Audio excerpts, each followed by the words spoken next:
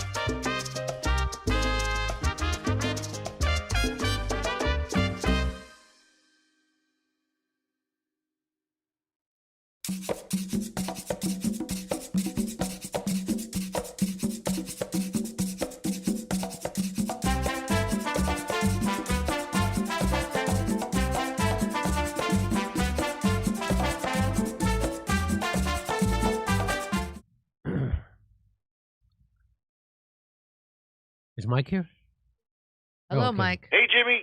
Hey, Mike. How are you, buddy? Can you guys hear me? Yeah. Okay, welcome to the show. Excellent. We got a big show today, as always. These are all big shows. None of them are. They are bigly and all that. And I even ironed my shirt today. Wow. I ironed this shirt, and I had to iron this one. Yeah, it's wool, so and you wouldn't think it gets wrinkled because it's wool, but it still does. Okay, I need my clicker. Oh, I got it. Okay, all right. Mike McRae is here, ladies and gentlemen. What's the weather like in Austin, Mike? You know what? It was very cold for a while, but now it's actually pretty lovely. I'm happy to report, Jimmy. 85 degrees here in Studio City, California. 85 degrees. 85 in Studio City. 85. It's always a little balmier there than in the valley, isn't it, James? A little bit, yeah. A little more. Always a little warmer in the valley. That's why I like it. About 5 to 10 degrees, if I recall. Yep, it's usually 5 to 10 degrees warm. 10 degrees warmer in than it is at say Santa Monica. Right, exactly. Sometimes 20. Well, at least you know what you're dealing with. Sometimes 20. One time I left my house in Pasadena, and it was about 90 degrees, 90 something. And when I got to Santa Monica, I was going to my friend Ben Mankowitz's house when I used to go to his Hollywood parties. When I got there, it was a chilly 67 degrees. So, Holy mackerel. It was 90 degrees in the valley. When I got to Santa Monica, it was a chilly 67. That's real. That really happened. So it was like I drove to another state or something. I just drove from Pasadena to Santa Monica, and it was a 20-degree difference. You went to a completely different ecosystem. That's what it felt like. Anyway, all right, let's get into it, shall we? Sure. Hey, this is Jimmy. Who's this? What's up, dude? It's Cash Patel. Oh, shit, what?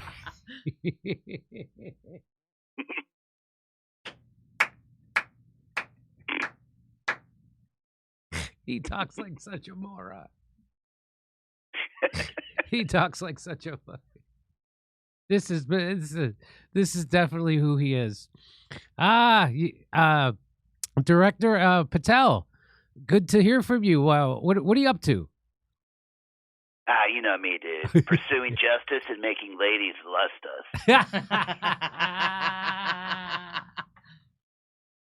Do you also drop dimes and solve crimes? Oh, I do. Yeah, absolutely. I do that too, dude. You know. What's up? Okay, so I like it when you rhyme. What's going on? Man, you caught me at a pretty crazy time, dude. I bet. It's off the hook for real. Seriously, though, there are a lot of moving parts right now at the FBI and the DOJ currently. We are basically playing 3D chess on the truck bed of a Toyota Tacoma, going 80 miles per hour over the floor of a rocky canyon. That's a pretty... It's a pretty vivid metaphor. Yeah, dude. I started microdosing at work again. Shit's fucking sick, dude. Like, everything's so fucking clear now.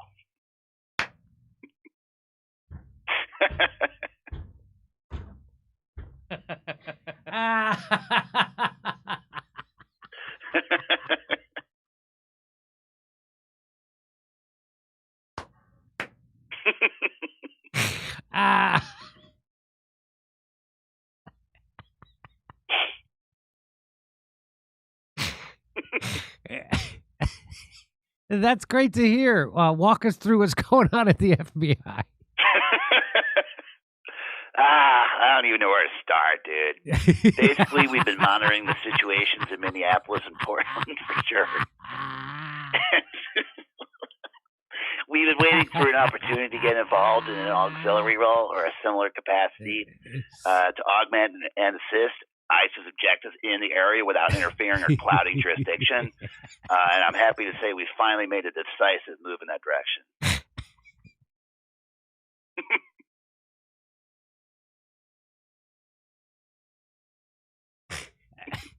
Oh, really? How so? We arrested Don Lemon.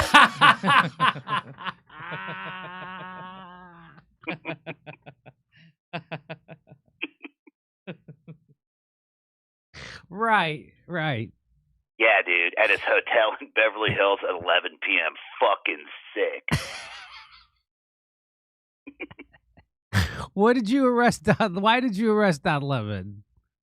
Don Lemon was president of that protest in Minneapolis where a mob stormed a church, which is not only trespassing but violates the freedom of religion of the people inside or some shit. Whatever. He's going to Supermax and then hell, probably.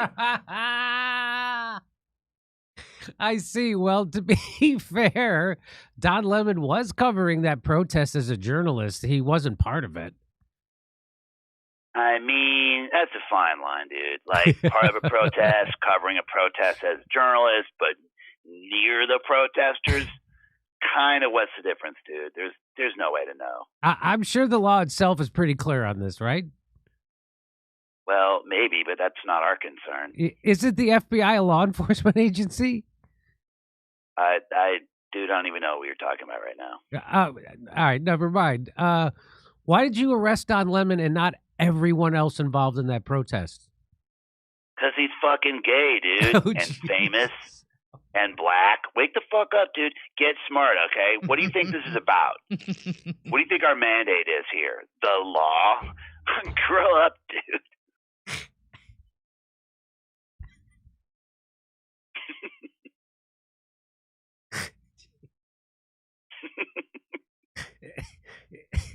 He's gay, day, dude.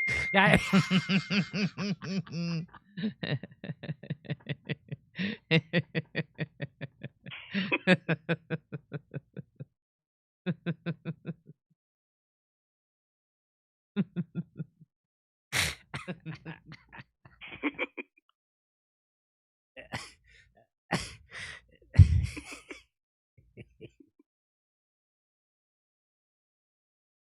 What do you mean?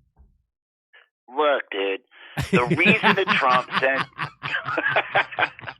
the Border Patrol to Minneapolis, Minnesota, was, yes, to give some red meat to his base, which is giving lip service to the idea that they're 86ing violent criminals from the country.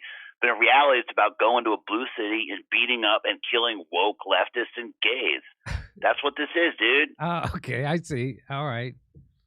The federal government is currently playing a multi-state game of smear the queer, and the Trump base is fucking gooning over it. That means jacking off a lot.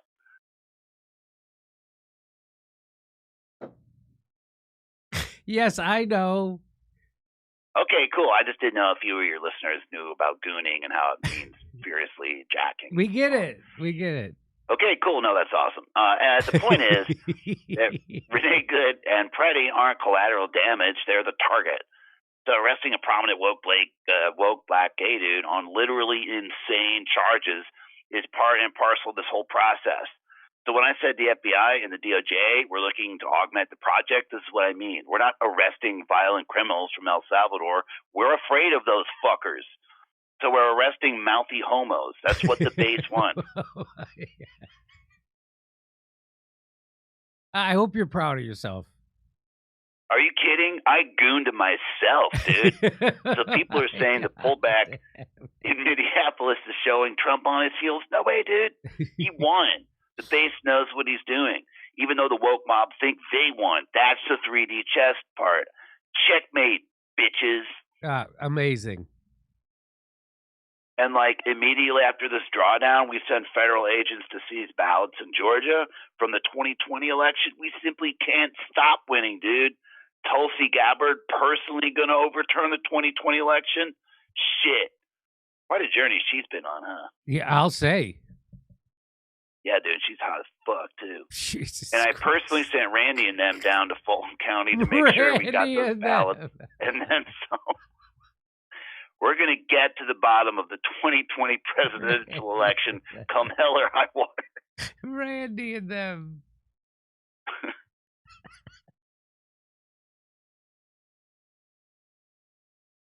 Are you claiming that election, that the 2020 election was stolen? Well, all I can tell you is that polls show that some people think it was, so that means the FBI has to investigate it. That's the law. I don't think that's how the law works. Well, there's no way to know. Look, I gotta go, dude. I just got a text from Randy. Shit's fucked up. I guess they were all coked up doing donuts in a hospital parking lot, and one of the containers of Palace fell out and flew all over the place. People came out to investigate it, so they had to shoot them. So, major cleanup required, maybe an all-nighter. We'll have to chat later, dude. Keep it greasy. Patel out, bitch.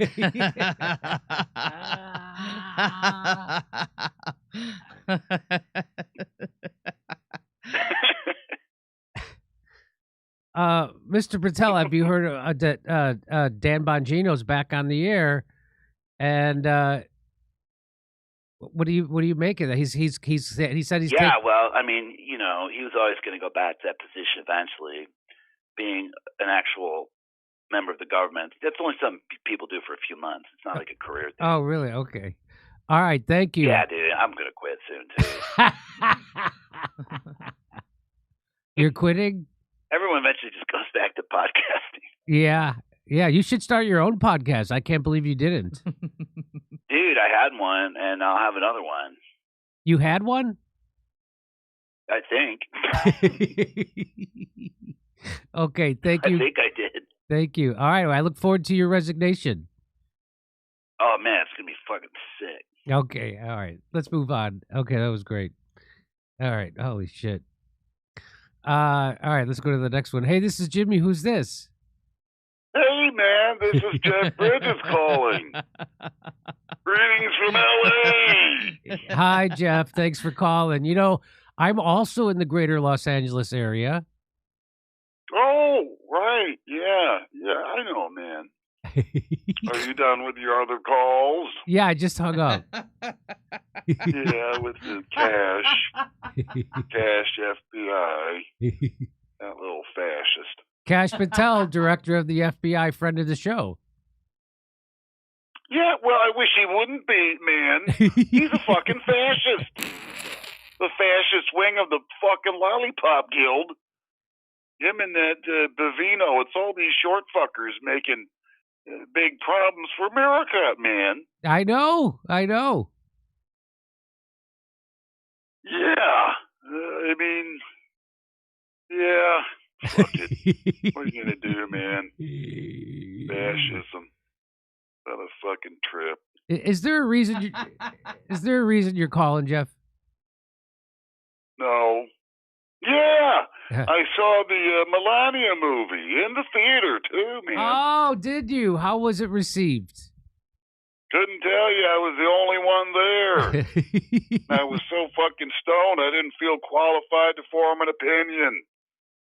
But I'll say one thing, man. If that piece of shit cost $40 million, about 35 of it went up someone's ass or nose. I see. Okay. It's just a documentary, man. All they did was follow an immigrant around with a camera for a few hours. They could have had an ICE agent do that for free. And she cannot speak fucking English, man. It's insane. I'm serious. I know fucking tropical birds that are more fluent than she is. Really? Well, not personally. I get you married Donald Trump and your desire to articulate anything goes away. Anywho. Oh, hey, man. Did you hear about the movies they're making about the Beatles? No, they're making a Beatles biopic? No, they're making fucking 4 of them, man. 4 Beatle movies. What? They're making a biopic movie for each individual Beatle. John, George, Paul, and Ringo. Can you fucking imagine, man? How boring that's going to be? Has anyone ever wanted to watch a 2-hour movie about the life of Ringo fucking Starr? I'd rather watch a movie about the life of an actual Beatle. Narrated by Sir Richard Attenborough or David.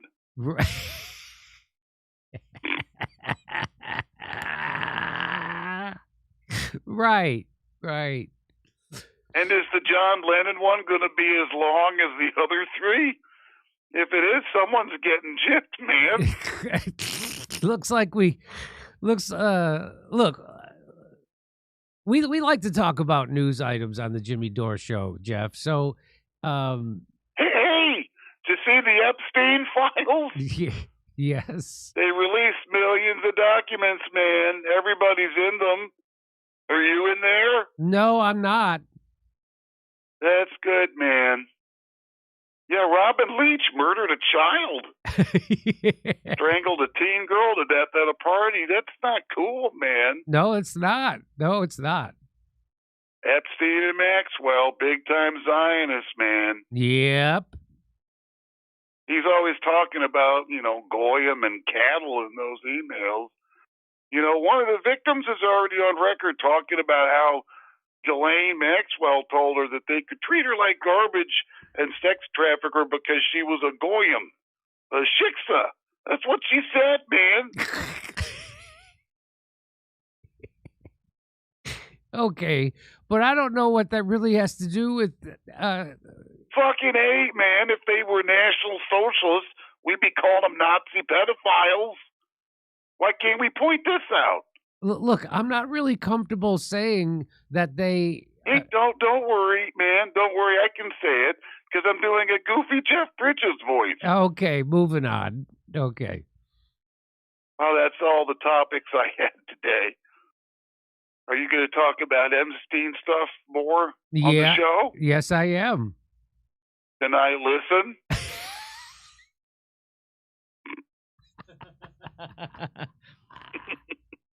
Yes, Jeff Bridges. Just go to the live stream. Okay. How do I do that, man? Well, I'll tell you what. I'll send you an email with the link, and you just click on it. Oh, cool. Do I have to stay on the phone? No, you don't. You don't need to be on the phone to open an email that I'm going to be sending, or any email for that matter. Fucking far out, man. Okay. Okay. Hanging up now. Bye. Bye, Steph. Bye, Bye, Misha. Bye, listening audience. Okay, what do I fucking do here? Oh my God! All right. It's Jeff Bridges. My two faves. Oh. Nice, great job, Mike McRae. Everybody, check out Mike McRae online on Instagram. And that's right. And you can, if you're in the Austin area, you can come see me live at the Velveeta Room, headlining February 13th and 14th. One show Friday, two shows Saturdays. For tickets, go to thevelveetaroom.com. all right, fantastic. Everybody, check it out. All right, Mike McRae, great job. Enjoy the nice weather in Austin, Texas. All right, you too. Love you guys. Take care. All right, brother. Bye-bye. Hey, guess what? Gold is booming again. As of January 26th, gold is trading around $5,000 per ounce, and silver is trading around $110 per ounce, which is almost a 50% increase from when I bought it a little over a year ago. It's really going through the roof. And why do you think that is? Well, that's because the government keeps printing an extra $1 trillion every 3 months. And that when you flood the world with an extra $1 trillion, it devalues the buying power of those dollars. And they keep doing it every 3 months, which is why we're up to $39 trillion in debt right now. And so they're not going to stop doing that. So Trump was supposed to come in and he was supposed to lower the deficit. They're exploding the deficit. They're going to give another $1 trillion to the defense machine, to the war machine. It's not stopping. And so I don't see, I'm not a genius on this or an expert, but I don't see the dollar getting more buying power. I think it getting less, and gold and silver continuing to go up. So if you want to learn more about gold and silver, Monetary Gold has a complimentary gold and silver guide. Visit jimmylovesgold.com or call 800-476-7790 to request their free guide.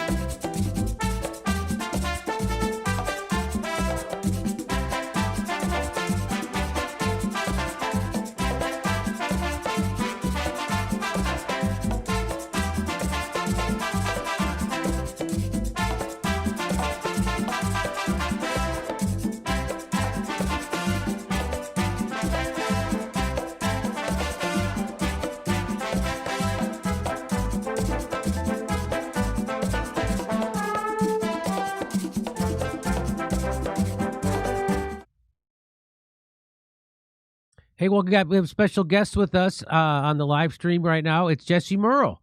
How are you, sir? He is the founder of the popular YouTube channel Jesse on Fire. He covers politics, culture, MMA, UFO. He's got over 500,000 subscribers, and he also co-founded and served as CEO of Major League Fantasy. That's a sports fantasy gaming platform. It's been featured in Forbes Business Journal, Esquire, produced startup series. He's also a black belt in Brazilian Jiu-Jitsu and a purple belt in regular Jiu-Jitsu. The purple belt in regular Jiu-Jitsu, black belt on the microphone was that. That's the is that reference. it? Oh, Yeah. okay. Well, welcome to the show, Jesse. Thanks for making time.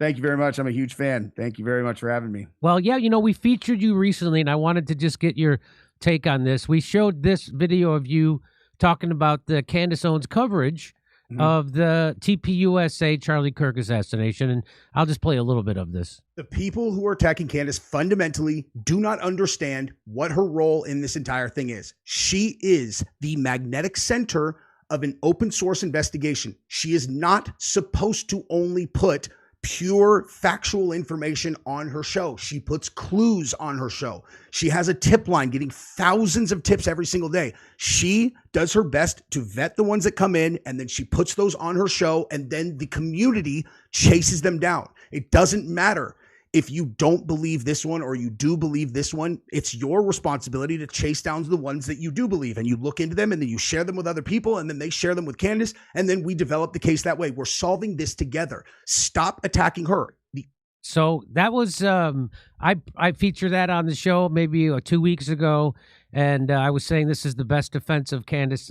And the reason why one of the reasons why I say that, it's a great defense. People have to make that argument. You made it well about how she's out there chasing leads, and people are like, well, that lead didn't go anywhere. Yeah, that's how you do an investigation, right? So, and you chase every lead, and if it's a dead end, you go to the next lead. But so tell me, you would be considered a Trump supporter. You'd be considered on the right.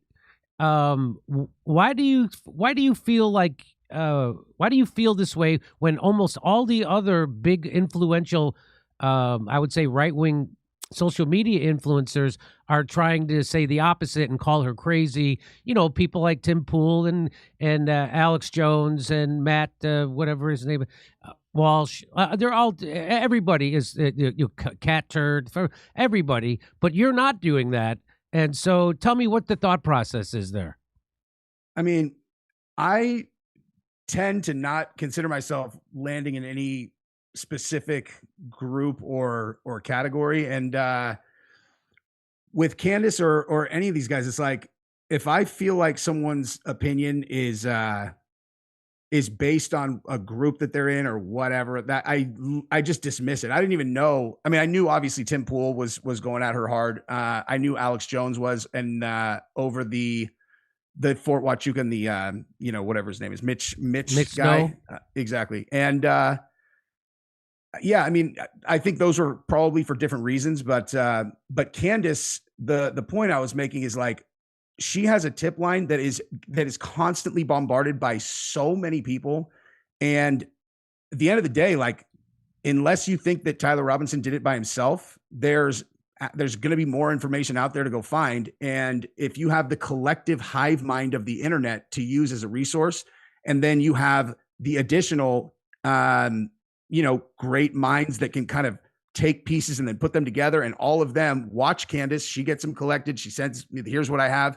They go out and someone's going to put it together, whether it's this case or others. And I just think it's, I don't know. I think it's simple. It's simple-minded to like attack a person because a specific clue didn't pan out. And the thing is she's very careful about how she presents the information. Like when she says a statement of fact, she's almost always talking about how she feels about a thing. She says, I don't believe them. Like, okay, well, she's allowed to believe or not believe whoever she wants, and as this case has panned out, I mean, like, it just keeps getting more and more bizarre. TPUSA keeps on lying. Like, she keeps catching them in lies. And I understand why she's suspicious of them, obviously. And yeah, I mean, I think people who are attacking her and then the other side attacking that, it's dumb. It's a waste of time. And so so to me, do you have a theory on why so many of the people we're talking about, like what's in it for them to obviously be on the wrong side of this issue? Because, as you just said, you got to be pretty simple to not understand what's going on here, especially since we all know that the FBI is trying to cover this up, which means the Trump administration is trying to cover this up. And so what could, you don't have to name names, but what do you think is possibly in for people doing the simple thing you just described? I think that it varies from group to group, but I would say that if I'm giving people the most leeway and the biggest benefit of the doubt, I can absolutely see a world where they feel like they're protecting Charlie because Erica's his wife and she is a pretty heavy linchpin of this entire thing. And she's a big symbol that is driving all the skepticism and and people being suspicious because her emotional makeup makes absolutely no sense at all. I mean, the last time that I covered, like one of the recordings that Candace played, I was like, look, we got basically two options. Either Erica is an alien or Charlie's alive. Like, I don't know how else to read her behavior, because there is no person who can be completely devoid of grief in this situation, just like the rest of these people seem to be. But, so that's like, if I'm giving them benefit of the doubt, they feel like they're kind of defending Charlie. The other ways are, some people just really don't like Candace. I've learned, like I'm immovable on things. Like if I like somebody, you're not going to talk me into me not liking them. If someone went after you, you're not going to talk me into it. Someone went after Candace, you're not going to talk me into it. Like I like who I like. I listen to their shows. If I thought that generally who I choose to put into that category is way less based on their opinions as it is on how I gauge their principles and ethics and whether they believe what they're saying. Like as soon as somebody shares an opinion that I know has some kind of ulterior motive, then that's a huge impact. And everybody that doesn't like her is like, that's exactly what she's doing. I'm like, well, I don't think she is. I disagree. I think she is catching TPUSA in lies, and she can't put together exactly what's going on, but she's just sharing them with you and she's telling you what she doesn't believe, and she's building a case that way. The lies are so blatant, and and they never want to talk about the lies that Candace has caught the people at TPUSA in.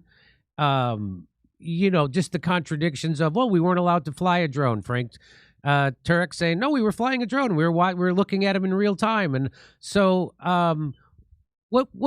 so that's shocking to me, that how people can just completely ignore that she's catching them in lies. And the fact that they're not upset about the lies coming from the TPUSA crowd, I think is very telling. It's very telling. But what do you make of I have my theory about why TPUSA is engaged in an obvious cover-up and lying. Do you have a theory? Oh, man. I've been back and forth on when I wanted to bring this out and be very straightforward about it. I would just at least let me think about how I want to present this, because you want to take a break. I already know that if I put this out absent the supporting video evidence and then just kind of presenting it piece by piece, it's going to sound completely insane. But I have been looking. I'll tell you how I got to my theory, so it'll sound less crazy. So when I saw, obviously, like we said, Erica's behavior makes no sense. It just makes no sense. And so you're left with like psychopath, alien, Charlie's not dead. And I looked at this case in detail. I mean, like I covered every single aspect of this thing. Every time that there was a new clue, I looked into it. Every time there was a new story, I did a story on it. I said what I thought it was. I looked at every single possible thing. And so when I saw the video of her on that, the Amazing Race audition with that guy, and they kind of, they were sharing it maybe week before last, and they're like, look at her. She's saying sex sells. That's not Christian. And I'm like, all right, but what this is to me is I'm getting to see what she's like before this incident, kind of shaped our opinion of her. She seems totally normal. Like she seems totally normal to me, like in those videos. And then I saw the video of her kind of draping herself over Charlie the night that Trump won. And I'm like, man, also seems normal. And Charlie seems to very much trust her, and they seem really close. I can't make this make sense. then Candace played that recording of her after the memorial, and she's elated. There's no grief, like none. And that's when I started going, dude, is it insane to think it's possible that he could actually be alive and this is a huge publicity stunt? And so at that point, I went and started looking back, and I'm telling you, like, I'm going to put this video out either tomorrow morning or tomorrow afternoon as kind of like the starting point. But every single thing that I've looked at from that day that I just was going, what is going on? Why are they behaving like this? If you insert publicity stunt, it answers it. Every single one, literally without exception. You got Farnsworth on the wall. They shot Charlie. It's like the least convincing thing I've ever seen. You got Mike McCoy, who just like gets on the phone and starts walking away the second that Charlie gets shot. You've got you got Charlie getting carried to the truck. There's no blood trail. These guys with the first aid bags walk up and try to help. They're like, nope, we don't need any help from first aid. They carried him. He has a neck wound. That makes no sense. You've got you've got people afterwards who are behaving like there's nothing else. And then there's about 10, you got the security guards over him. They're like smiling at each other while they've got a principal who supposedly just got his head blown off. None of it makes any sense unless what? You got Kash Patel, who blocks he blocks Tulsi from looking into whether there's foreign intelligence. All of these things are so bizarre by themselves. And then you're like, well, what if it's a publicity stunt? And it literally, every single question that I've had, it's like, man, I don't know. Because it sounds insane, but I don't know what else to make of all of this stuff except if there's like one solution. Anyway, I'm gonna put it together. I'm not saying that is definitely the case by any stretch of the imagination. I don't know what it is, but that's the first thing that I looked at that answered more than like one question in a vacuum. Is it possible? It seems like it would answer a lot of questions, but I don't know. I don't know. So you're saying that if Charlie's still alive and this whole thing is just a publicity stunt that answers the questions, that's what you're saying? Like if Charlie juked it, like if Charlie put it all together and it was some kind of publicity stunt, if they were instead, like he faked it, and they did it for, because you'd have to get into motive. That's why I'm going to need like multiple things. Here's the thing. If he's dead, I think it's a leftist. To tell you, since it happened until about 72 hours ago, I was 100% convinced. I was never movable that it was the leftists. And I just thought there was a much bigger conspiracy around those guys. That would have been like the less make people think I'm insane answer, because that's what I've been convinced of since it happened. So you think it's plausible that the Tyler Robinson somehow got a gun up on that roof, but even though it wouldn't fit in his backpack, it wouldn't fit down his. Oh. And then he got up there and then he somehow assembled it and then set up the shot, took the shot. We only needed one. Mm-hmm. And then he had to take the gun apart again, left the screwdriver there, and nobody saw him.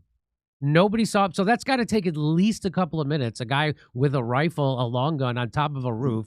Nobody saw him. The cops didn't see him. The security didn't see him. Although there was a guy in the crowd, according to Candace, who she's talked to, said he did see, and he's a ballistics expert, and he said that guy never took the shot, this guy he saw. So the only guy who saw him, again, so you don't find that kind of stuff suspicious when you say it had to be a leftist? You mean Tyler Robinson?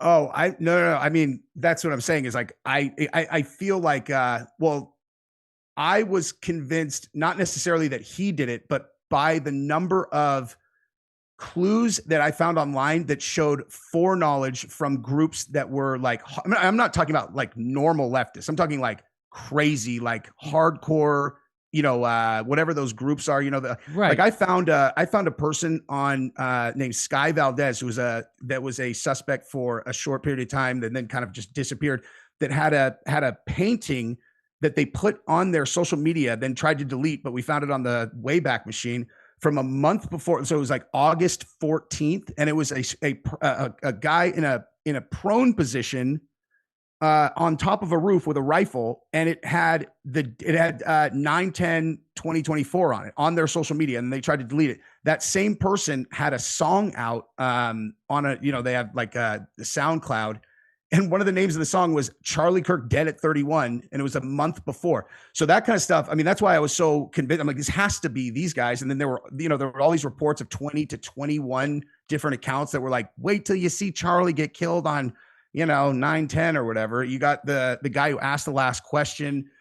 And then you got the guy who stands up and cheers in the direction of the shooter. It's like, there's just so much, like, clearly the idea that that Tyler Robinson snuck a thing up there, just took the shot and that's it, is absurd. And like, it seems like the least plausible thing. So then Tyler Robinson by himself. So I agree with you on I agree with you on the part where you say that's the least plausible thing, but that's the story that TPUSA is sticking to, and that's the story that the FBI and the Trump administration is sticking to. And so they're also not investigating why they paved over the crime scene.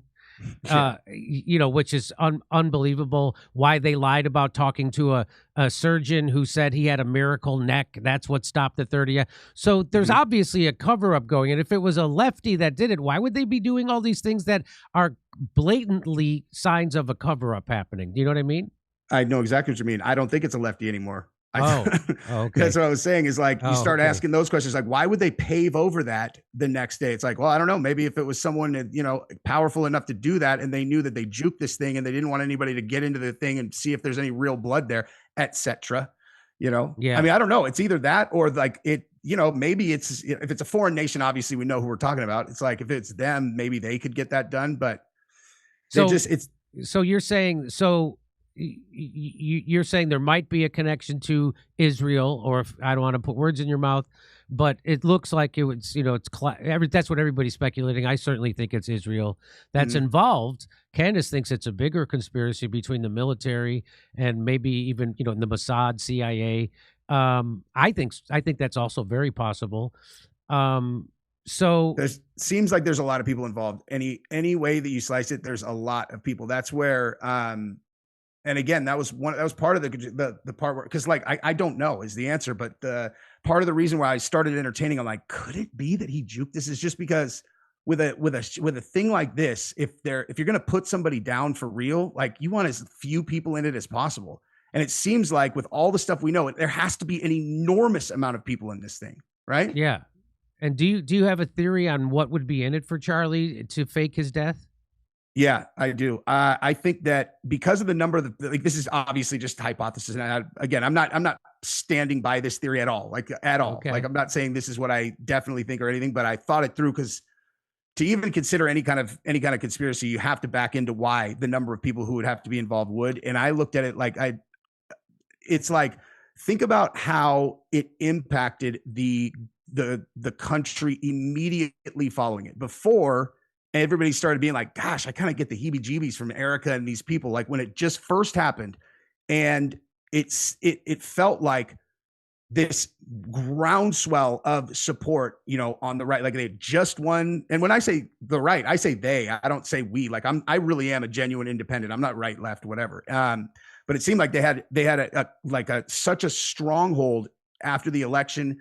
And then with a thing like this, it would push support in a way where immediately following that, Cash and them deemed Antifa and these left-wing groups as terror organizations. So it gives them the ability to do whatever they want to do in terms of investigating who's been funding those groups, because like when I say left-wing organizations like that, I'm not talking about like your average just lefty. I'm talking about whoever is funding those groups that I believe that these guys see as their genuine enemy. So maybe giving them a reason that they could deem them as domestic terrorists, that probably changes what Cash is allowed to do. And then it shores up the base and they think they're going to win forever. They'll get JD in, and then they'll be able to do whatever they're doing in Gaza and all that stuff. I mean, I think it would be about support, but then also Charlie was facing a hefty prison sentence. If they would have lost, he was going to prison. Did you know that? No. How so? So he said, so Charlie was part of the Jack Smith investigation. I just found this out too. So he was part of the Jack Smith investigation, the Operation Arctic, whatever. And he is on video saying, he's like, hey, do you know why I cried on election night? And the guy's like, because whatever. And he's like, no, I cried because Joe Biden had turned the full strength of the American government against me, and he was attempting to put me in prison. And so as a result of us winning, I was so relieved that I was going to be able to see my children grow up that I cried. That's why. And I was like, that would certainly put a spook into me for sure, Oh, I didn't know that at all. Well, I didn't know that video existed, or he said that. Wow. What's the connection with the Jack Smith investigation? He was targeted in it as part of the, it was part of that. TPUSA also. And have you been looking at any of these videos, looking at TPUSA's financials? Yes, from Wolf and Finance. Yeah. Yeah, it's obvious. How do you think they would have done if they would have gotten into their finances and they were trying to say that, like, hey, we're looking for financial crimes? You know, like Charlie probably wasn't like, oh, you know, like, yeah, there's two sides. It's like, was the government weaponized against you because you're with Trump? For sure. But like, if they look, are they going to find crimes? And from what I've seen, it seems like extraordinarily likely to find crimes that were too late to cover up, maybe. You know what I mean? Yeah, I mean, with all the shell companies and the big amounts of money, and then a lot of it going to a UPS mailbox in a strip mall, and they're trying to pretend that's normal, and that's how you run a business out of a. I've run a couple businesses. You don't run them out of a out of a mailbox at a UPS in a strip mall. So yeah, I've been watching. So yeah, I definitely think that they but it seems to me like Charlie had caught on to the fact that he was living in what people have said a Truman Show, meaning that the people around him weren't what he thought they were. And I think even including his wife, because there was a part when she was on with Glenn Beck and she was sitting at Charlie's desk and she picks up a note. Did you see this video where she picks up a note and he talked about how he was lonely? And she like didn't realize what she was saying, and at the time, I should have had that at the ready to show you. But so I think that that's what it was. Like he had to kind of figured out, oh, all these guys who've been surrounding me. Like Candace even said, Charlie had handlers. I didn't realize it. She said I didn't realize I had handlers, and I think Charlie had realized, oh, I have handlers, and the people around me are infiltrators, and they're all working for something else, not me. And because the organization, he had turned it against Zionism. It was obvious that he was not going to, he even said it flat out, I can no longer support the Israeli cause. And they desperately wanted to everybody around him wanted to keep it on the Israeli cause because it's right back to being, Shabbat Shalom. They are right back in doing Zionism 1,000% at TPUSA. In fact, she's doing this new tour, Make Heaven Crowded. Anyway, so the whole thing is Zionism. And so I think he realized, like, oh, these people are all infiltrators. I'm going to order a Doge accounting style review of the finances here. And 8 days later, he was dead. I think it had to do with him waking up to the fact that he was a pawn. He did have handlers and that he knew there was financial crimes happening. And he was going to get to the bottom of that. And they couldn't let that happen. That's my theory.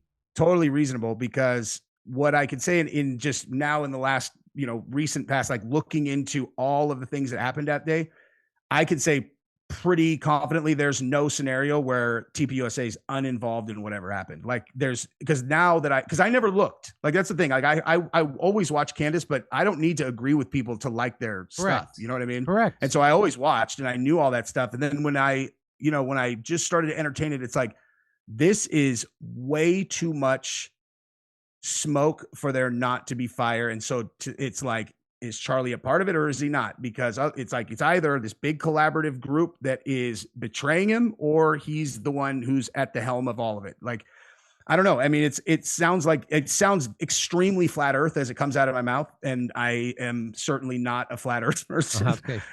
But it's just like, there's just so much like, what's the right way to put it? It's like, there's just so much stuff that this is not how people behave, and like it's the more pressure you put on a person in either direction, the more clear their appropriate presentation is. And everything's just all wrong. I agree. 100%. It's obvious that Harpel guy is a used car salesman. He just flies right off him. Everything Mikey McCoy, the way he walked away, the guy doing the selfie video, them lying about the text messages that Charlie saying they're going to kill me. Everything. It's 100%. Those guys are shysters.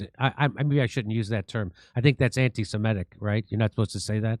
But those guys are phonies. And they're up to something. They're up to no good. But before let's move on to another topic before I have to let you go. I appreciate you making time. So now a lot of people that have voted for Trump, like Dave Smith, for instance, top of my head, they're regretting their vote. You voted for Trump. are you regretting your vote, or do you have how would you assess how he's doing? Let's put it that way. I would say that I'm just realistic about what the election system is. It's like, that's why I don't understand how people get so bent out of shape. You know, you're like, dude, you got two choices, man. Like, you got to go one or the other. And like, for me to say that I wish I would have voted for Kamala Harris is going to take a lot, you know? Yeah. Like, if she was going to be president, Kamala Harris is going to be president. No way. Yeah. But no, I mean, I think that I think I was naive about, you know, how easy it would be for someone to just go, oh, I hear you. No foreign wars. Got it. Sure. Let's just go do the exact opposite, you know? Because that was no foreign wars is a big one for me. And especially if it's there's not even a defensible reason to do it for Americans. It's like, what are we doing? I hate that, man. Exactly right. Like, okay, if there was a real interest of America, okay, maybe, but it's obvious that the interest is Israel. And so how do you, how do you reconcile the idea that Trump, so here's my we're all throwing the theories out. So here's my theory. Yeah. So, when you see Trump bragging that he's bought by Miriam Adelson, he brags about it. He says it right out in the open that, hey, she gave me $250 million. I gave them the Golan Heights. I do whatever. They get to come in there and they gave me all this money. Right. Yeah. And so I'm thinking, like, even for Trump, that's a little over the top for him to admit that he's being bought. Right. So why would he do that? Right. And so the thing I think is that he doesn't want people to think he's doing it because he's being blackmailed by the Mossad or the Epstein files or Benjamin Netanyahu. He'd rather people think that he's just doing it for money, and which he's not that embarrassed about that. Obviously, he's way less embarrassed. So that's my theory, that there's some darker reasons why he's actually doing this, and he wants to make it look like I'm doing it because of this. What do you say to that?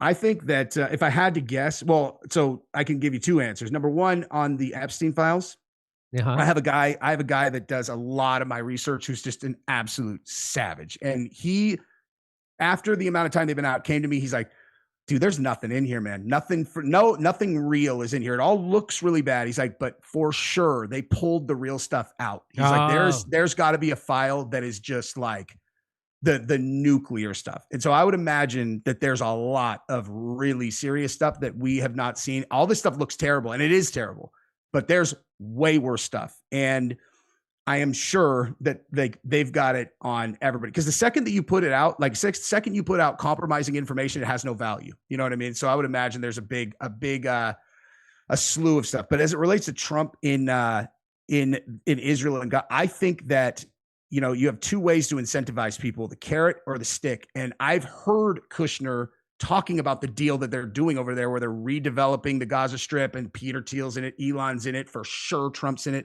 Like, I think that the reason he's doing whatever they ask him to do is because of a financial stick so enormous that it's like unfathomable. And I don't know which one's worse. It's like, are you doing it because you're so money hungry that you're, in like the thought of like blowing children up doesn't bother you, or like because, if I don't blow these children up, then they're going to find out about this. It seems like equally bad in either direction. You know what I mean? Yeah. I mean, Trump is, people like to say he's not as rich as he claims he is. He's definitely a billionaire. Now, for sure. And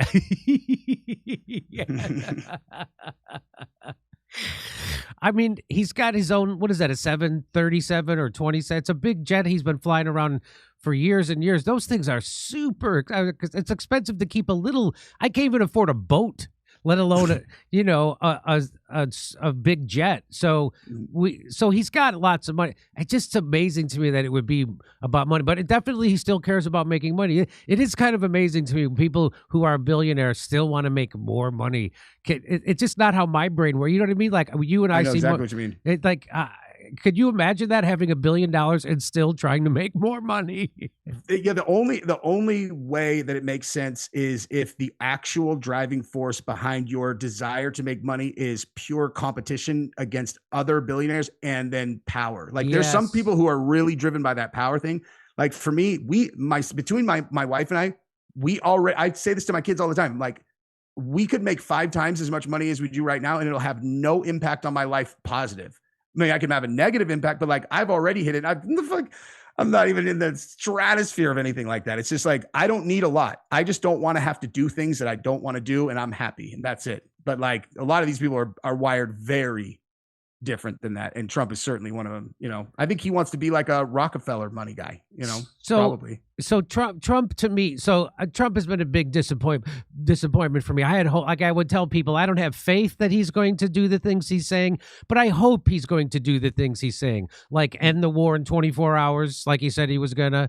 Not you don't have to bomb Yemen. That could be a phone call. He said that when Joe Biden was bombing Yemen, and we don't have any. We should take.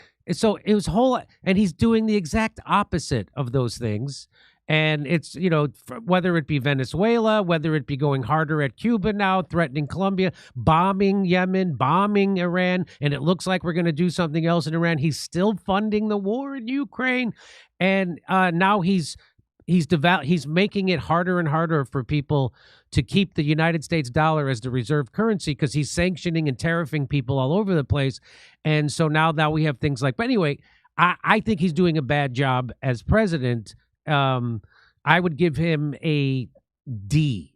What would you give him a letter grade, and why?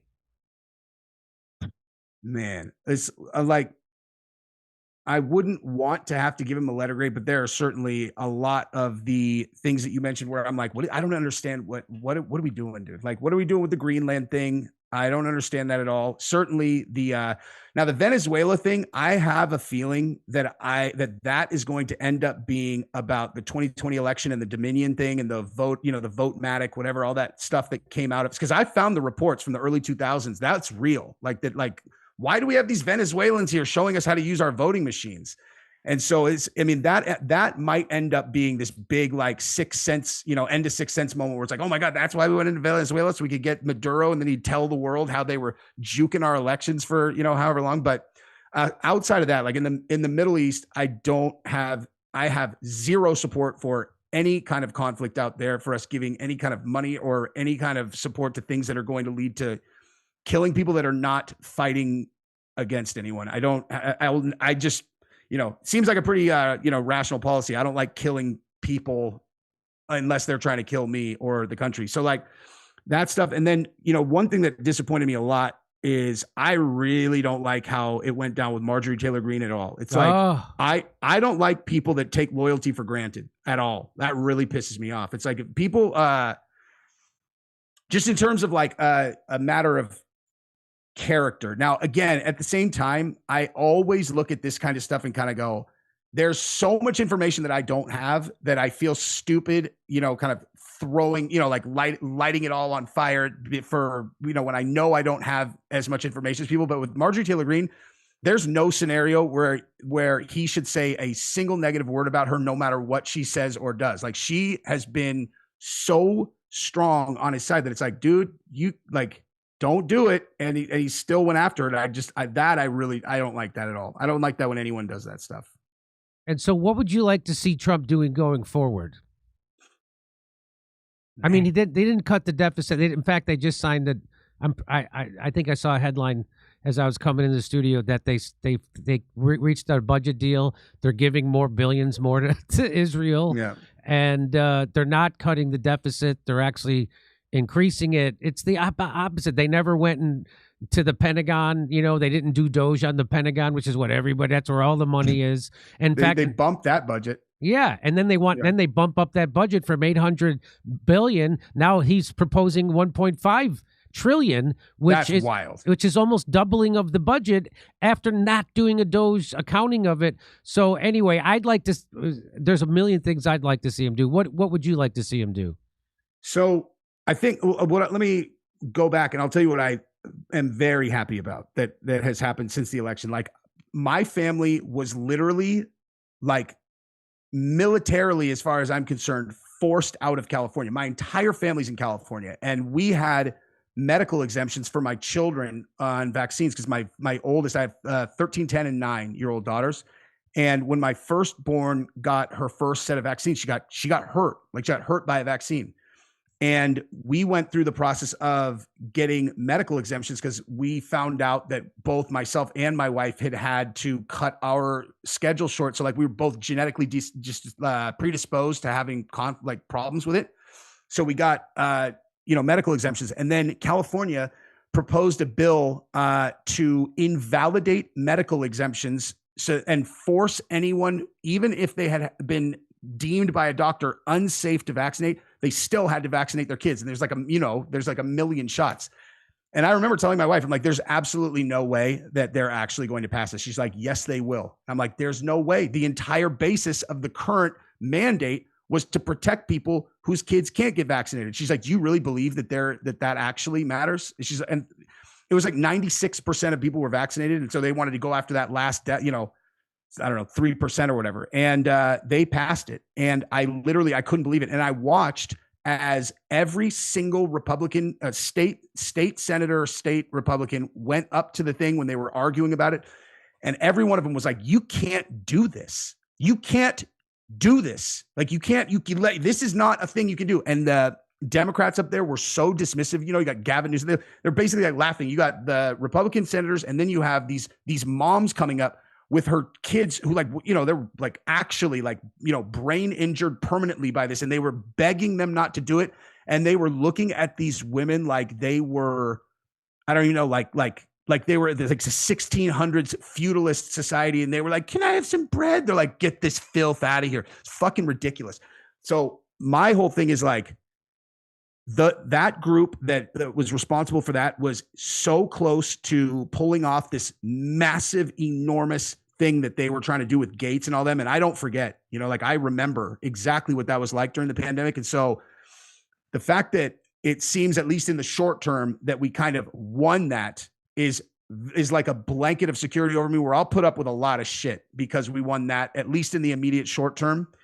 But, outside of that, a lot of the woke stuff was super dumb, but the medical freedom stuff was really important. And I'll tell you this right now, if it was between RFK and Trump, and I could literally pull 100 times that I said from 23 to 20, between, 23 and 24, that if it was between RFK and Trump, I would vote for RFK in 1 second. Wouldn't you, like 1 second, less than a second. RFK is my guy. So that's where remains. So you're basically saying the bright spot in the Trump administration would be Health and Human Services and RFK and what they're doing at the FDA and the CDC. And I would agree with you 100%. On that. And that's what I tell people. There's a lot of people who rip RFK really hard and actually hate him.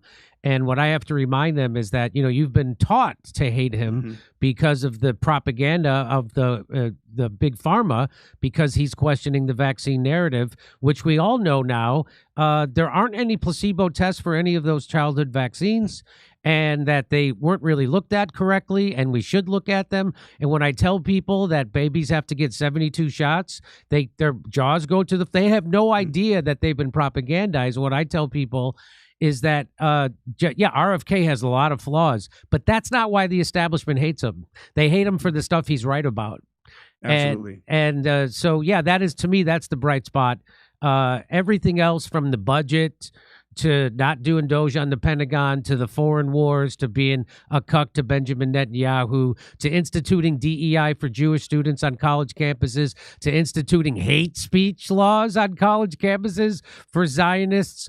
It's just that betrayal of everything he ran on, and it's hard. It's hard for a lot of people to take.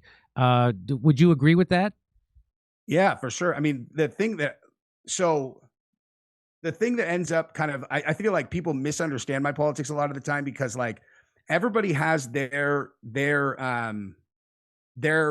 issues that are really important, and it's literally impossible for any administration to kind of address all of the, because you end up having this big, conglomeration of people that are interested in different things. And mine was all about that stuff. That's why I was so passionate about 2024. Where I have a lot of my friends are super heavy on the international stuff, because I got a lot of friends that are military, and they are like, no more money there under any circumstances.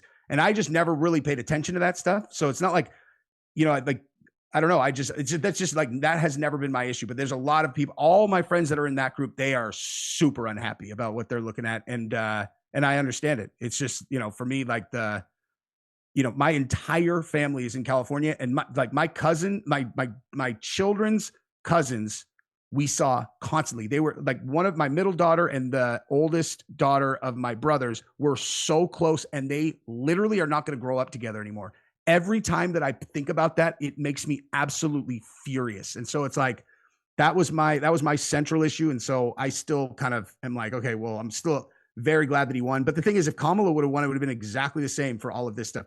It just shows that, like, under normal circumstances, you're like, oh, vote for the Democrat that's going to do exactly the same thing, or the Republican that's going to do the exact same thing. They make you fight about dumb stuff that they don't actually care about, like abortion, or is it too woke or whatever. And they just distract the populace with things that don't matter. And then they make them hate each other, because a divided group is very easy to control.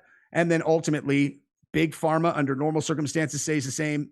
Health insurance stays the same. Foreign wars stay the same. Defense always stays the same. Every single thing stays the same. And they just make it feel like you're either winning or losing, because they've brainwashed the population into thinking the other half is the enemy. Boy, that's really well said. I don't have to say it. I say a version of that on my show. I'm sure you know, but that is really well said. As long as we're fighting each other, we can't come together to fight.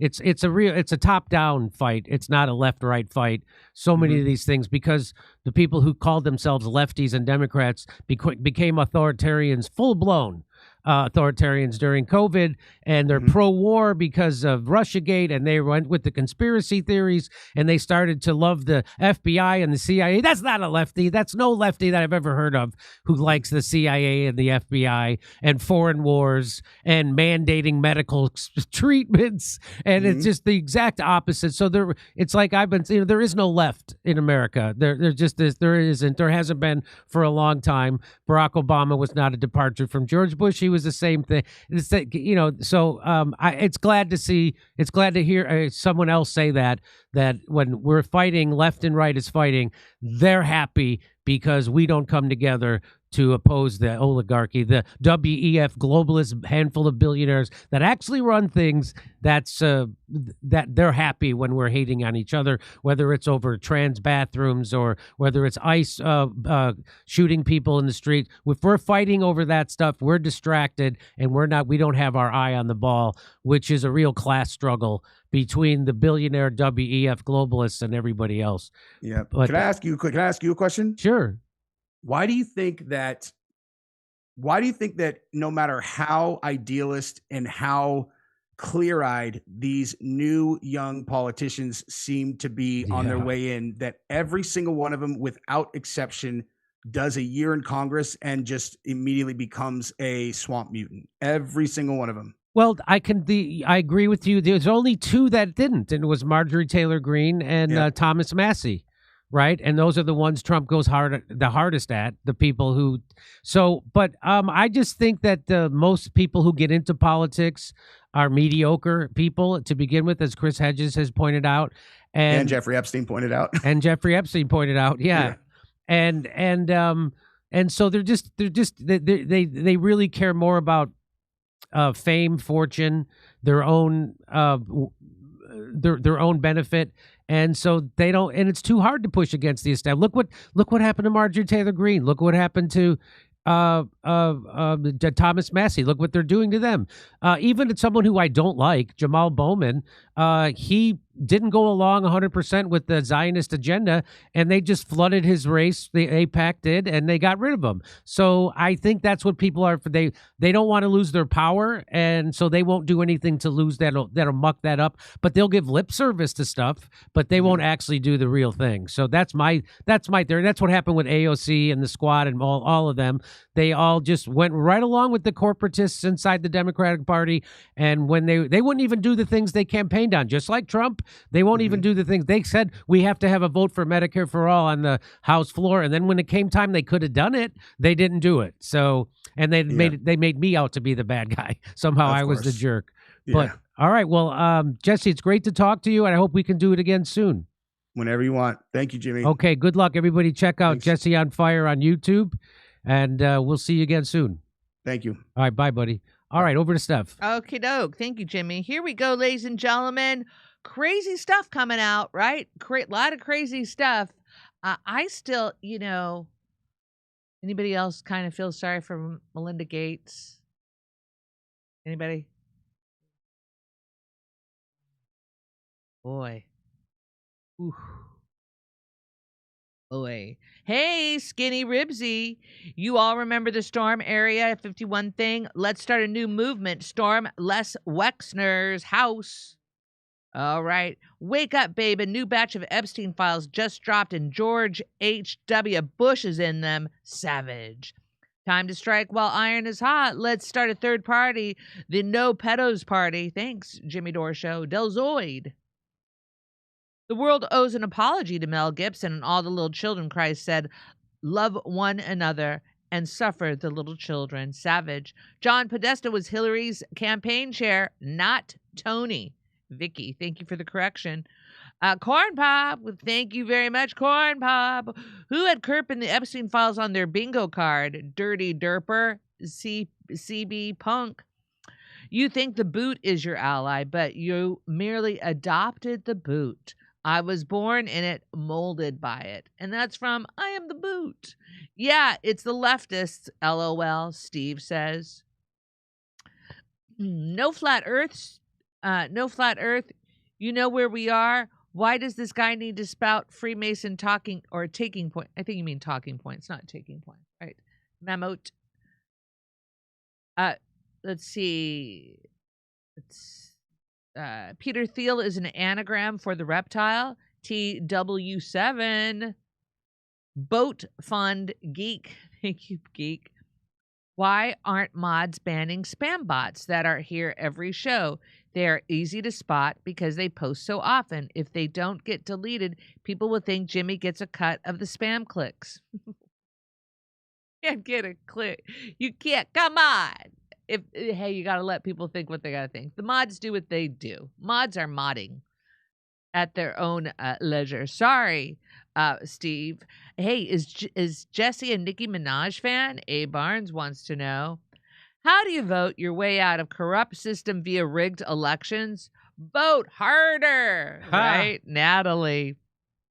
Are you ever going to vote again? Are you ever? In my opinion, he would not fake his demise because it would be opposite of truth. I tend to agree with Jimmy's theory. Julie, thank you, Julie. To what benefit could Charlie Kirk have all those people in on that? There's no way. But I do think, I'm probably alone in the room. I think Epstein's still alive. There's no cameras. You know, everything about that suicide is weird. I think he's still alive.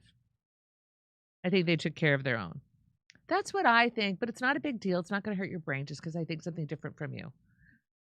If they have 32 vaccines, it would take 4.3 billion combinations to test them all. Some take 20 shows to materialize. Pox and shingles. That's from Geek. Thank you, Geek. All right, let's see what I have. Let's see if I got something more. Stand by. I read that one. Let's see if I do something new. Ladies and gentlemen, have you gone to jimmydore.com? jimmydore.com. Check out our upcoming tour dates. We're going to be in Lansing, Michigan, Milwaukee, Wisconsin, Albuquerque, coming to Houston, girls, Dallas, Salt Lake, Las Vegas. We've got some shows on the books. Very exciting. Some fun stuff's happening. All right. Can you guys hear me okay, by the way? We can see you okay. Yes, I can see you. Thank you. It's a big... Where did you get this? This is something... I got it at Party City. I'm a crypto shaman now. I meant to tell you. If you thank guys you, want to talk about crypto shaman. Mm-hmm. Just hear me out. That's all I say. Hear me out. That's your catchphrase. I told you QAnon shaman tried to sell me crypto at Michael Malice's birthday party. He wouldn't take no for an answer. He made me laugh out loud. It was so crazy what he was saying to me. He goes, I don't even keep the money. It goes to the kids. And I'm like, should it go to me if I'm investing in crypto? I wouldn't want the kids. What is this? Right? Who's it going to? Let's see here. This is from, Let's go here. If black Ethiopians were in charge in Israel, the USA would never have been taken over. Israeli settler colonists, white supremacy, savage. Jim, if you're serious about bringing people together to fight for universal policies, then you can just run California ballot measure amendments on those issues. Use your platform to help promote. Why wait for others? Roger, again, I'm going to appeal to your goodness. And can you compose those ballot measures? It seems to be in your wheelhouse. It's not in my wheelhouse. I've tried. I can't even begin. To me, it seems like a big flippin' homework assignment. Can't AI write this ballot measure for me? Roger, seriously, I am urging you. You have these recommendations, but I have no idea how to do a ballot measure or what is required. And, you seem to have that knowledge. Come on. I've asked before. I'm asking again. It's 2026. I won't take no for an answer, Roger. Melinda knows some stuff for sure, Stinky. Which billionaire will be the first to sue the DOJ for release of documents? And which billionaires do we have yet to find in the wrongly still unreleased documents they're breaking the law to protect? And that all is of from them, Jay. all of the billionaires are in on Okay. it. You can't be one unless you're in on it. Okay, you can't be one. Back to Jim. So you know how Donald Trump is in the Epstein files, Yes. and it's a really salacious, damning stuff that's in the Epstein files. So they haven't released 3 million of them, and so you have to think that the stuff that they haven't released yet is even worse. And so my theory about, I don't know if I've told you this yet, Kurt, but my theory about why Trump always brags that Marian Adelson has bribed him, and so he works for her because she gave him $250 million. We gave him the Golan Heights. We did that. They come to the. He sounded kind of bitter about it. It sounded like a backhanded, in a sense, compliment. Yeah, he's like, these son of a bitches own me, right? But anybody says it. And the reason I'm like, well, why even for Trump, you wouldn't want to admit that. But my theory is that the stuff that the Mossad has on him, or Benjamin Netanyahu, the blackmail is, and that's really why he's doing all this stuff. And so he wants people to think it's because he's been paid off, because he's almost proud of being paid off. Look, I got $250 million for nothing. And of course, I think that's a great theory. I think it's a fantastic theory, as a matter of fact. Thank you. So so he's all over these. So I'll just give you the reason, because he has a response. So Trump he responded today to these releases. I personally witnessed defendant Trump telling plaintiff that she should never say anything if she didn't want to disappear like the 12-year-old female, and that he was capable of having her whole family killed. Stuff like this, right? And that's an affidavit. I declare under penalty of perjury that the foregoing is true. So there's also this. There's defendant Trump. Someone asked him, please wear a condom. He said he violently struck the plaintiff in the face with his open hand and screaming that he would do whatever he wanted and refused to wear protection. He threw money at her and said, get an abortion. So this is the kind. So there's all kinds of stuff. He's in the, it's really. Wait, Jimmy, can I ask you something? So the Democrats were in power and had this, okay? Yes. And instead of putting this out, and these are just allegations, we don't know they're true, but why didn't they put this out instead of the nonsense thing they about did? Russiagate? About E. Jean Carroll. Right. So there's real allegations that have been around a while, but why didn't they put them out?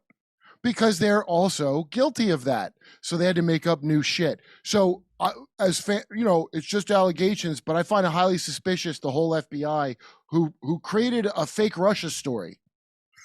They went to the trouble of that when they had this gold they could have smeared him right. With. It don't make no sense, does it? No, when you put it like that, it don't make no sense. You are correct.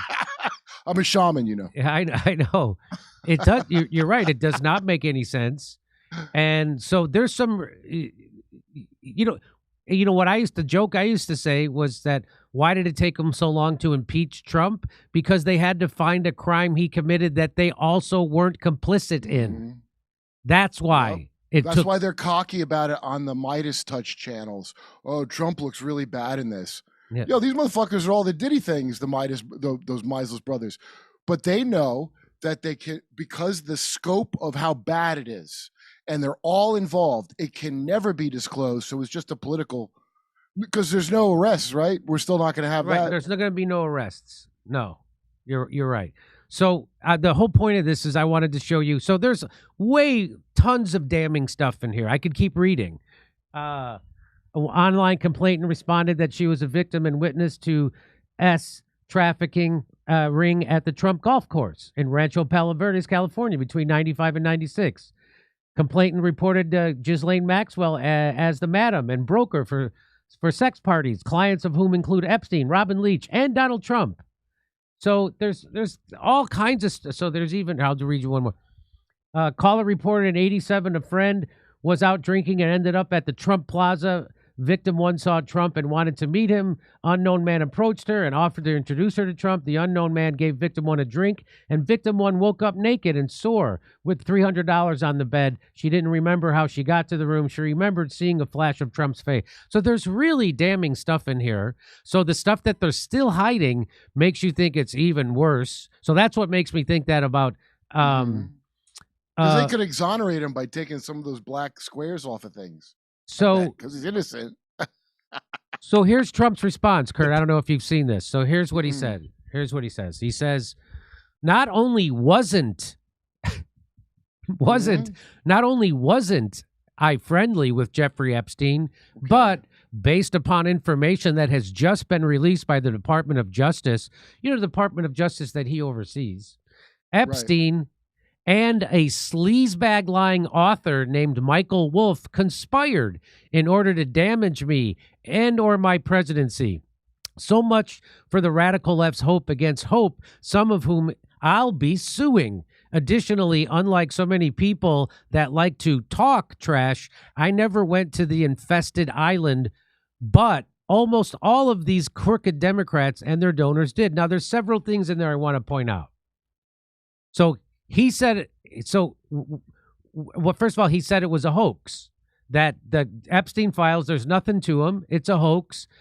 He had his FBI chief say that there was no, they weren't being trafficked. And so now we all know, because of what they released, we all know he was lying when he said it was a hoax. And so now he's going to do that thing that Brigitte Macron did with Candace Owen. He's going to focus in on one little thing and try to expose that as being false and pretend it's all about this one little thing instead of all the things that are and him saying it was a hoax when it wasn't, his FBI chief saying there was nobody trafficked, all this stuff, right? And every time he speaks of Ghislaine Maxwell, he speaks of her like, I really like her. I hope she does well. I hope he's always saying nice. I wish her well. I wish her well. She's even more important than Epstein. He better wish her well. Yeah, and he gets her moved to a cushy prison, right? Even the Rothschilds demand it. If she's even in a prison, right? So that's the first thing, right? So now he's trying to make it's all about this Michael Wolff lying. It's all about, so he wants everyone to focus on that. Don't look at this, don't look at that, right? So that's what the number one thing is. And then the number two, and then part of that is I'm going to sue everybody, these lefties. So he tries to make it into so he's trying to keep his base happy. It's not me, it's them. And so that's the second thing. So if it's a hoax, why would he say he never went to the infested Epstein Island if it's a hoax? So you know that the island is infested, so it's a horrible place where they're doing dark stuff. Why would you say that it was a hoax then? So again, everything he's saying... Why are you protecting those crooked Democrats and their donors? Because you know who they are. We don't get to know, but you get to know, supposedly. Exactly. Why would you protect them? You're worse than them for protecting them. Exactly. So now you're doing a cover. So you've been doing a cover up on this whole thing. You know it's a cover up because you called it an infested island. Thank you for explaining how it works, Trump, by the way. I do appreciate that. Thank you for explaining that, look, you're all above us. We're just a chattel of all of the important people. And like, hey, they're just as dirty as me. And obviously they're my same class, so I will never prosecute any of them. Obviously, I'm part of the New World Order, so I'm not going to prosecute them. But don't be mad at me. I'm the good side of this garbage system. And you're right. And the point about, well, you've had this information, Trump, so you know who those crooked Democrats are. How come you're not prosecuting them? Where's the wood chipper? There are a lot of pedos and no wood chipper. What happened? Steve Bannon told me that a lot of people better get a lawyer because there's going to be a lot of prosecutions. Where are they? Where are they? There are no prosecutions, and so Trump is completely this tweet, or if he put it, or wherever he put this up, this is him shitting the bed. I mean, he's telling on himself. Trump is telling on himself in this tweet. He's contradicting everything he ever said before, and now he's trying to make a completely different case, which blows up his earlier case, which reveals him to be a guy covering up the Epstein files. It's amazing. It's like when that guy Vlad that I did the podcast with, who's friends with Zelensky, I go, hey, let me do coke with you if you got Zelensky coke to be fun, you know? And he goes, he stopped doing that once he became in authority. You know how people stop doing coke when they you get just power? admitted that he did it. You just admitted he was a cokehead to me. Idiot. No wonder they took the podcast down. So, and as we know, that's when cokeheads stop doing coke, when they have money and power and a lot of stress. Right. And a lot of stress. That's when they stop coke. And so have you heard from your friend Vlad about why he took down that podcast and if he's ever going to put it back up? No, Lev took it down because it was disrespectful to Vlad, and it was. Okay? That's why he said he took it down?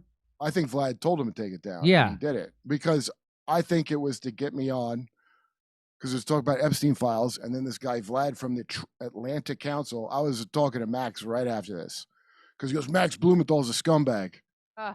Why? Why is Max? Well, let's say Max is. I don't care. What did he lie to me about? Anybody that knows anything is probably a scumbag. What? Are you not a scumbag? Like they had nothing to tell me. They always want to make it, and they said this to me verbally. They want to make it about the personality and not the thing they're saying. That's right. Not their actions. That's what. And that's done. Everybody's sick of that shit because everything's crumbling. So you're not going to be able to push that no more. And they boomer motherfuckers have always been able to push it that way because the post-World War II rules-based order generation are trauma-based mind controlled. Okay. All right. Over to Steph. Oh, okay, Jimmy. Here we go, ladies and gentlemen. Let's see here. We have a couple more. Corn Pop, the baddest dude. What happened with Nick Fuentes' interview?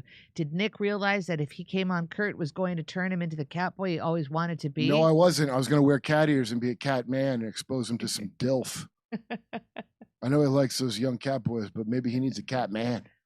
Cat boys are irresistible. I think that's what we've learned. Ears? If you get them, I'm going to wear them.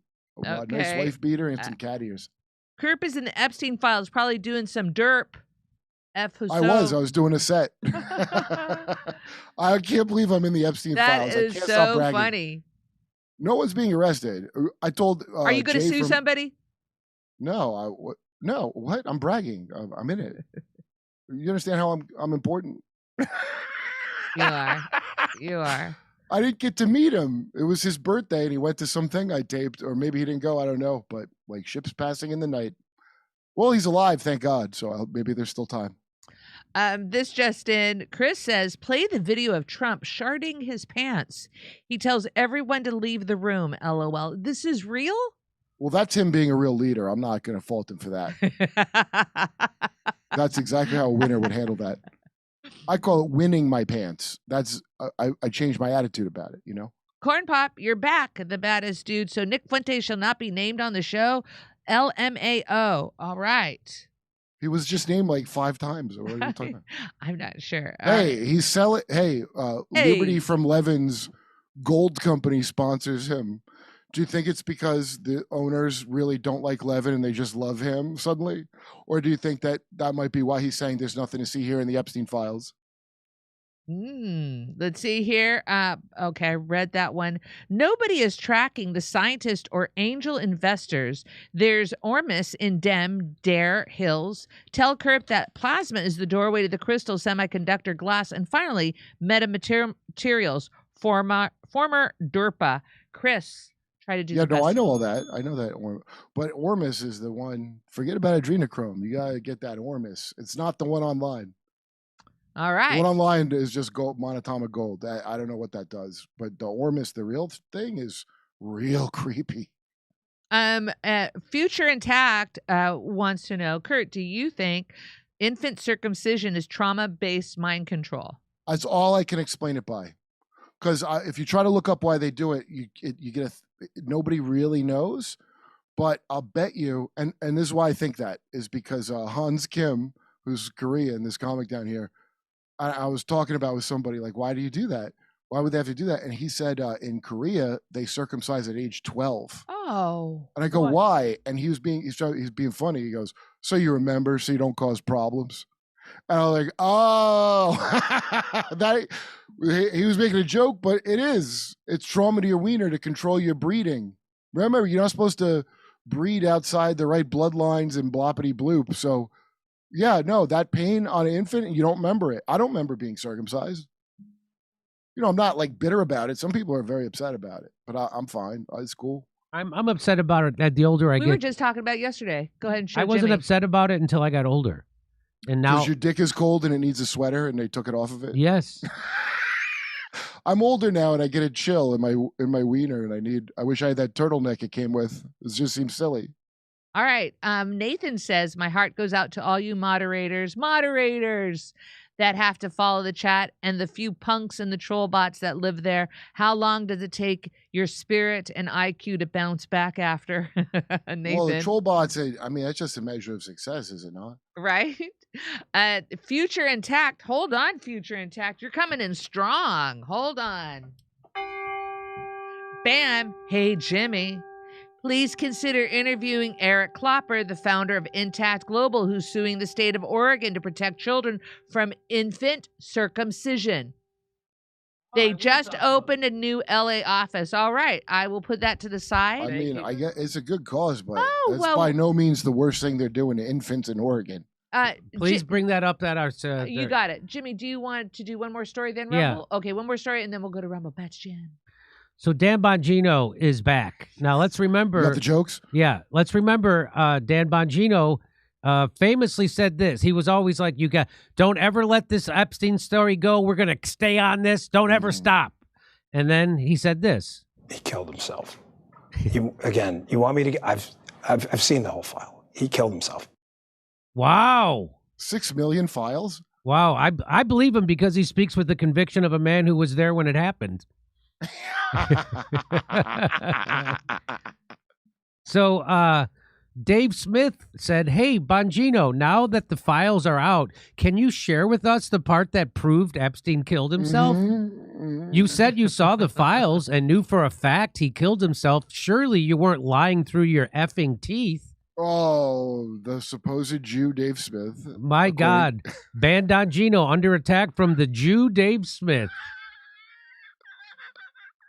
So here he goes. So he goes on. Dan Bongino gets emotional and lashes out at those critiquing his cover-up of the Epstein PDF files. Let's watch. Third group of people I want to address are the grifters out there who mistakenly thought I wasn't coming back. Now, the grifters are anybody who disagrees with him, just so you know. So this term has been so polluted and so overused, it means absolutely nothing anymore. Because if there's anyone who isn't he's talking directly to Dave Smith, and he's not a grifter. He's just a guy who has a different opinion. And Dave's saying what he thinks. I could verify for you, Davis. I used to argue with him all the time because he's still a dedicated libertarian on certain things. Dave's a good guy who, if he thinks something true, he has to say it. He can't lie like a hero like Don Bongino. Okay, let's keep going. I am back. The Podfather is back. The Podfather's back. back. To take back this movement. This movement's been hijacked by a small group of dipshits and bums and losers.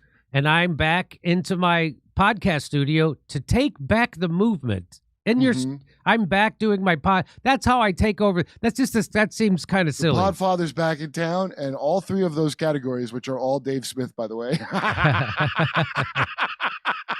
Who are nothing but doomers under the frame of accountability. I'm all about accountability. I just showed you what we did or what we didn't. Did I not?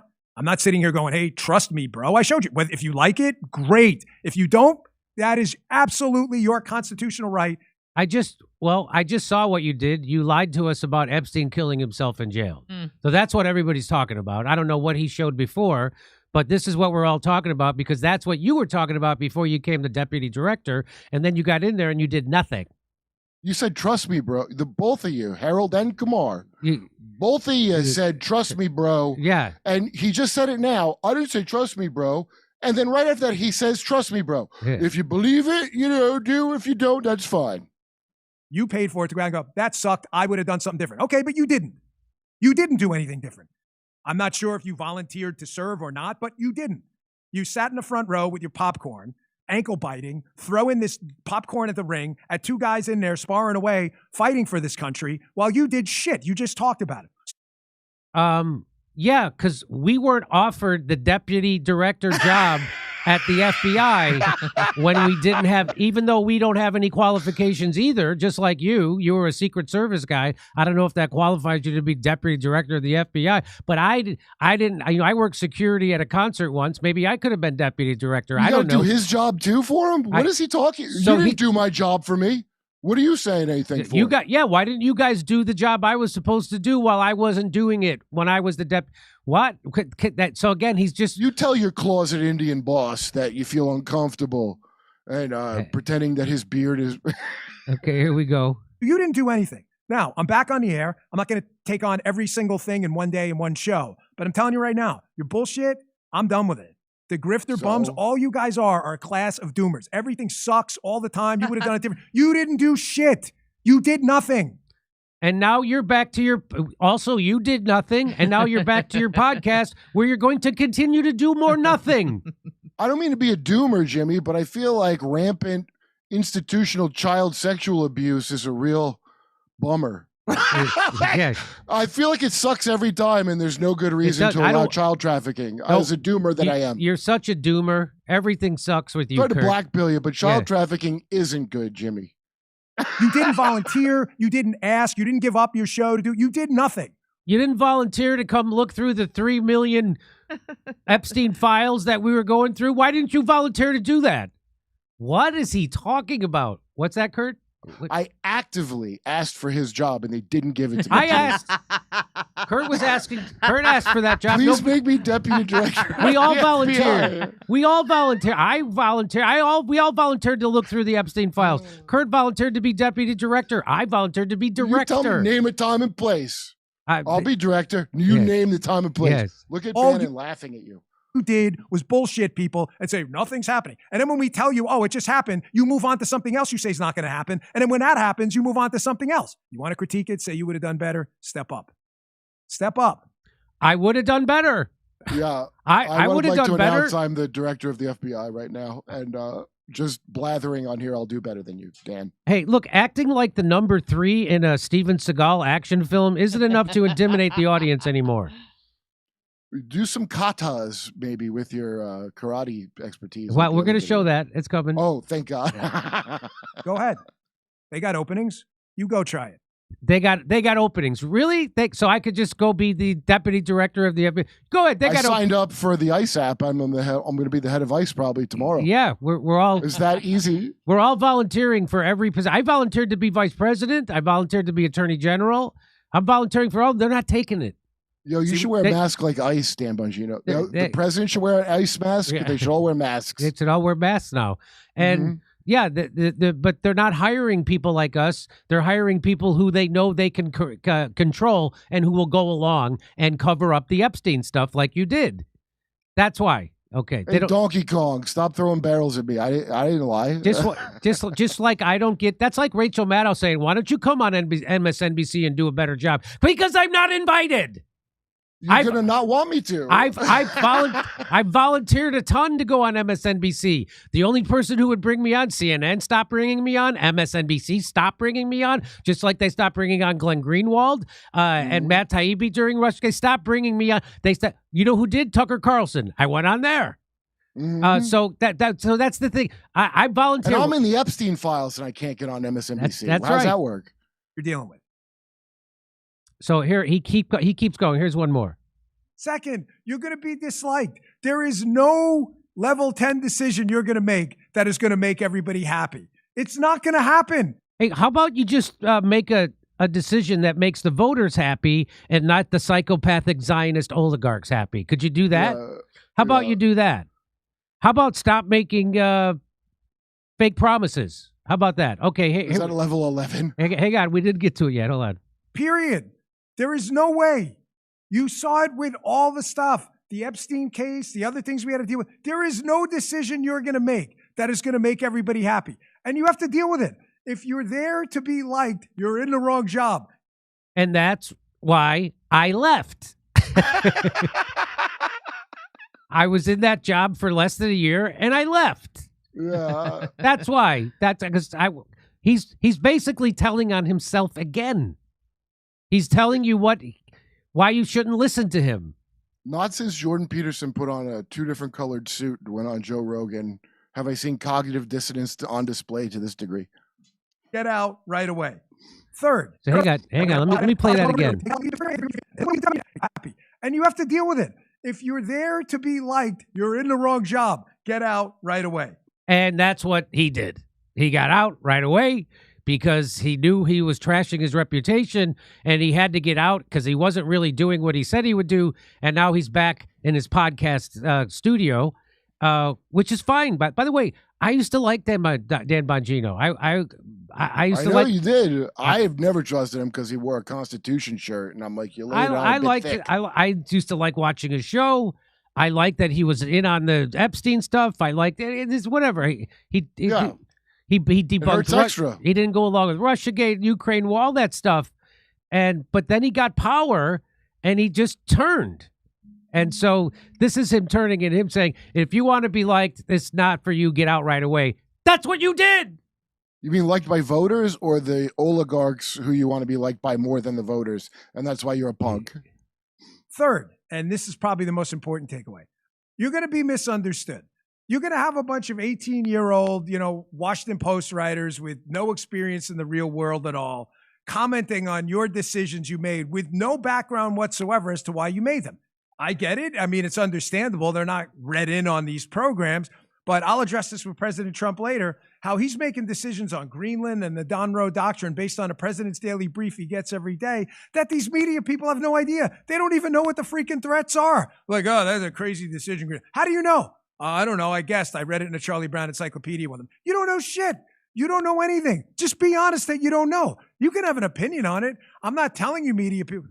I'm not telling you media people not to have an opinion. Have an opinion, great. It's a constitutional republic. But just be honest that you don't know shit. And he does. He's read in on all this stuff. So you're going to be misunderstood because there are things even now, obviously, I'm not going to be able to talk about. So let me just stop it for a second and say, so what he's basically telling you is that the only people who can speak with authority on any news item to deal with the government is people who are currently in that government. So now why should anybody watch your podcast? Because now you're not in government anymore. And what do you know? You're just a dipshit like somebody working at the Washington Post or the New York Times or CNN. And what do you know about? So you're describing yourself now. So Dan, you were that. I feel misunderstood. Dan, you were that. I feel misunderstood. Dan, you were that guy before you took the deputy director job. You were the guy you're describing right now. You're saying it's just a Washington Post 18-year-old, but no, that was you because you were not in government. And now you're out of government, and now you're describing yourself again. So, again, this is the least, you talk about lack of self, what is it? Awareness? Awareness. I feel misunderstood because, Dan, I'm telling you I don't know shit. I'm actually, that's what we're all angry about. Right. We're all angry that we don't get to be briefed in after they child trafficked all American kids to benefit Israel, the place that you wake up every morning, in your words, the first thing on your mind. What are you passionate about? Protecting Israel. I guess they're all mad because they thought you'd be passionate about justice for, Americans because you're in the fucking FBI. Like, am I misunderstood here? There are ongoing cases and other things. And you guys didn't pay me, the taxpayer, to go in there and come out here and try to be some superhero. You paid me to do the right thing. And the right thing involves keeping custody over information. So you're going to be misunderstood about stuff. Did you hear how he said that, Kurt? He said, you paid me to keep custody over information. And you know who talks like that? Guys who are in the deep state. That's what that talks. That's or deep, Dilbert, God rest his soul. Or Dilbert. That's exactly right. I trust Trump to lie to me. I have to. Yeah. I trust that the CIA. I know that they're lying to protect me, so I have to trust Trump that when he's lying it for my own benefit. That's what this sounds like. Custody. Yeah, I'm your girl. I'm Dan Bongino's girlfriend. He's cheating on, and he's gonna gaslight me like I'm some dingbat. That's what that talk is. He gets all passionate and he trails off at the end with the bad part. Yeah. That's the custody of information. I think you should lose custody, dipshit. What do you think of that, Don Baines? That's I was watching our good friend who's coming up, Do Dissonance, and they made that point about that's what a guy in the deep state would say. That's an example. I'm like, yes, that's exactly right. Why are you back, Dan? What's this for? Custody of information? No, that's not why we wanted you to go in there. That's not what we paid you for, to go in there and have custody over the information. Dan, not only did I not, that's not what anybody wanted. I have literally never heard the phrase, and I'm into this shit, have never heard the phrase custody of information until this night. Until this moment. Until you just said it. You fucking round-headed Donkey Kong fucking traitor motherfucker. Shut up, Dan. Custody information. Custody my balls in your mouth. I love how he says that you can't make everybody happy. The only people that he needs to make happy are the ones that were dancing outside a van on 9/11. Take custody of that in your fucking chin, Dan, you bitch. And then nothing happened. What I have learned has shocked me down to my core. We cannot run a republic like this. I'll never be the same after learning what I've learned. And then nothing happened. But Jimmy, he's a single parent of information. Give him a break. He's got custody of information that he's got to raise on his own. Oh my God, what an asshole! He's got to raise that. He's got to raise that information as a single parent now. Yo, Dan, suck my dick for your service, motherfucker. How about that? Here he is. Yeah. That's what he's doing to Dave Smith in his head right now. This is Karate Man. What is he doing? Double leg. The jump kick. The side kick. He moves like like he's a puppet in Team America. If Dave Smith were here right now, what would be so hilarious is Dan Bongino is acting exactly like Luis J. Gomez in the same situation. I swear to you, Luis would be shadowboxing and he... The roundhouse. The tie kick. Body.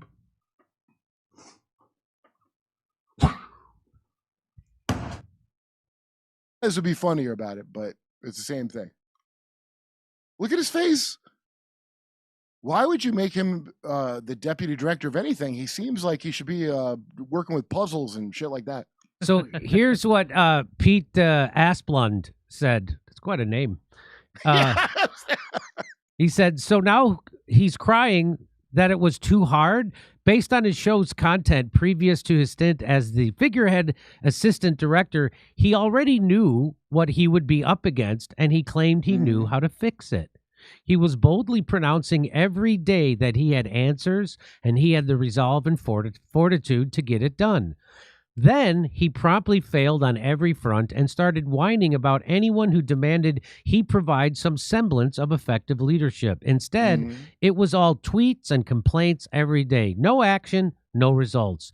Nobody should be listening to his show now. If he wants to tell us the truth, then he can go on Tucker Carlson or The Real Candace Owen or Jimmy Dore or even Joe Rogan and give us some facts.